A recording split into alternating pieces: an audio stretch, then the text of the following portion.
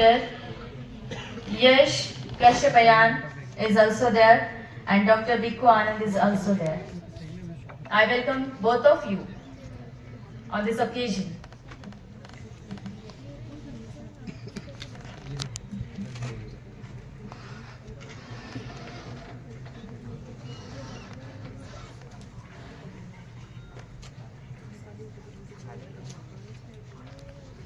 Flower in front of statue of Buddha. Creation or creativity of the new minds and thought processing. Sir आपलं doctor Babasaheb Ambedkar यांच्या लेखन आणि भाषणाचा पाली शब्दकोश volume 16 हा आपण सर्व मान्यवरांना भेट म्हणून देत आहोत. खूप खूप धन्यवाद sir. Further, may I request,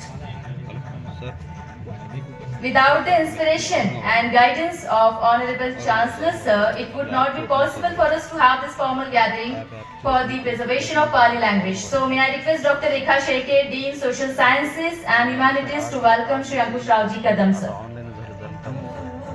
Without his guidance, it would not be possible for us to move further with this beautiful organization of the conference. खूप खूप धन्यवाद सर. आपला आशीर्वाद असाच राहू द्या. आमचे प्रेरणास्थान. खूप खूप धन्यवाद madam.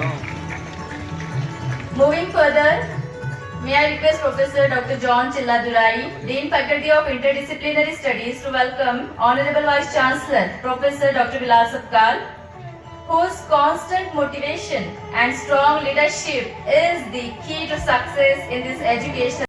Round of applause for Sir's leadership also. खूप खूप धन्यवाद sir. Thank you so much, John sir. Further, thank you so much, Dr. Rekha Sheke. असणाऱ्या युवा पिढीचा उत्साह म्हणजे आजच्या चर्चासत्रातील आपली उपस्थिती. May I call now Dr. John Chelladurai for welcome address. मी सर्व मान्यवरांना विनंती करते की त्यांनी सोयीचं प्रकाशन करावं.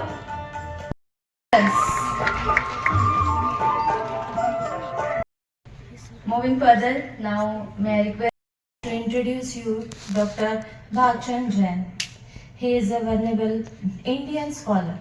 His life and work stand as a bridge between Jainism, Buddhism and the classic Indian languages, including Pali and Sanskrit. His career has spanned more than 5 decades. He has devoted to research, teaching and literary contribution in the field of Jain thoughts, Buddhist literature and classical Indian languages. He earned his PhD from the University of Vidyodaya in 1966 and his dissertation was published under the title Jainism in Buddhist Literature in 1972. A work that continues to serve as a major reference in the comparative study of Jain and Buddhist tradition. For the 3 decades, Dr. Jain held position of head of the Department of Pali and Prakrit in Nagpur University, where he was instrumental in shaping generation of scholars. Later, he served as a director of Parshvanath Vidyapith, Varanasi in 1999 to 2001 and has held distinguished roles in various academic institutions. Dr. Jain is the author of more than 6 spanning topics of Pali, Prakrit and Jain philosophy, Buddhist studies and comparative religion. Remarkably, he holds 3 DLit degrees in Sanskrit, Pali, Prakrit and Hindi. A distinction that according to available records sets him apart in the academic world. He has also honored with the Presidential Certificate of Honor in the Pali Prakrit 2000 Conference of Aurangabad मध्ये संभाजीनगर मध्ये म्हणजे फार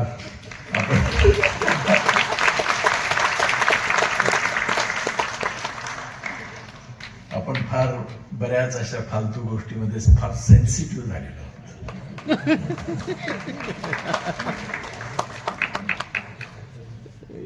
तर ज्यावेळेस आमचे vice chancellor आणि त्यांना ही कल्पना सांगितली तर त्यांनी खूप त्याच्यात पुढाकार घेतला.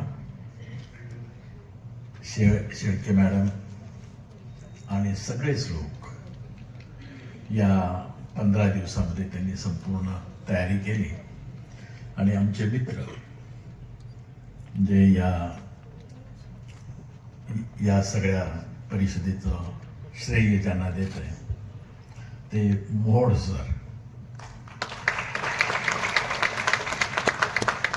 मोहोळ सरांनी आम्हाला खरं सांगायचं म्हणजे श्रमण संस्कृतीबद्दलचा थोडा इतिहास आणि बऱ्याच गोष्टी त्यांनी सांगितल्या. जसं पूर्ण आमचं आयुष्य जे काही आहे तांत्रिक शिक्षण, व्यवसाय, नोकरी याच्यातच गेलो होतं आणि कुठल्याही धर्माचं आम्हाला ज्ञान नव्हतं. सांगायला लाज वाटत नाही, कुठलंही नाही. आमच्या घरात कुठल्याही विधी किंवा परंपरा अशा नव्हत्या. म्हणजे ते एका दृष्टीनं फार बरं झालं. नाही, खरंच बरं झालं. कारण आमचे वडील, आई हे ते घरात काही आमच्या पूजा विधी किंवा हे काहीच नव्हतं. ते आमचं गाव होतं एक पूर्ण महानुभाव पंथी, महानुभाव पंथाचं ते गाव होतं. त्याच्यामुळे ते वडीलही शिकले, बाहेर गेले. त्याच्यानंतर आमचं घर एक पुन्हा नोकरी पेशातच आलं आणि त्याच्यामुळं फार आकर्षण असं कुठल्याही धर्माबद्दल नव्हतंच. ज्यावेळेस आमचे एक मित्र अंकुश भालेकर मला विपश्यनेला चला म्हणून जबरदस्ती घेऊन गेले आणि गोयंका गुरुजींच्या संपर्कात मी आलो. एकदा आलो, दोनदा आलो, अनेक 10 दिवसाची शिबिरं झाले, महिन्याचं शिबिर झालं आणि टोटल मी बदलून गेलो. हे संपूर्ण ज्ञान म्हणजे हे फिजिक्स, केमिस्ट्री, मॅथमॅटिक्स हे तर वरवरचं ज्ञान आहे, मटेरियल सायन्स आहे. पण ज्याला ज्ञान म्हणतात ते ज्ञान हे फक्त पाली भाषेतच आहे असं मला त्यावेळेस कळलं. आणि गुरुजी ज्यावेळेस ते एक एक गाथा समजून सांगायचे त्यावेळेस खूप आनंद व्हायचा. आणि त्याच्यानंतर मी ठरवलं की पाली भाषा ही शिकायची आणि तेव्हापासून मी या तयारीत लागलो आणि भाषा विभाग जो सुरू केला त्याच्यामध्ये पाली भाषेचा